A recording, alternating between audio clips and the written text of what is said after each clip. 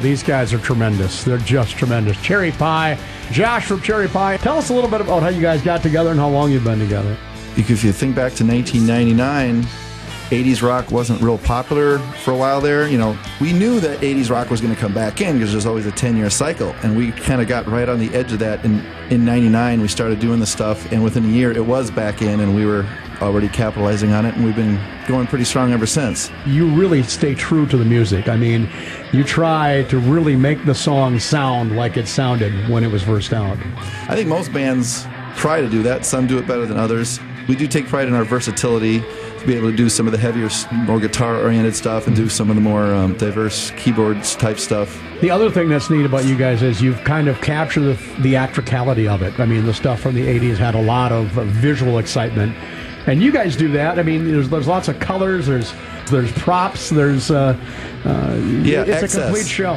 80s was about excess, and there's never been an idea where somebody says, "Oh, that's just too much." The more the merrier. The show is really it's really a five-ring circus because everybody's on the stage is competing for attention. It's not like one of those bands where you have a front man who does his thing and the rest of the band's supposed to take a back seat. We're all out there trying to do what we can, and having said that, there's no doubt who gets the most attention, and that's our drummer, Frankie. And if you go on YouTube and look up videos of the band, most of them are people who just point their camera at Frankie and let it roll. He's so much showmanship with the way he twirls his stick. He's like a juggler who's drumming, or vice versa. We're very serious about the songs that we play and the music that we play. We always want to put on a great show. We always want people to come away from the Cherry Pie show knowing that they got not only their money's worth, but more than their money's worth. That's the goal. I think the thing about watching you guys, it's the way it's supposed to be when you go to see a band. It's just fun. And it's supposed to be. It's not serious. We're not trying to change the world. We're just trying to show people a good time. Maybe take them back a little bit to, their youth. And for like the younger fans, this is like, okay, this is what it was like back in the day. This is how a show was supposed to go.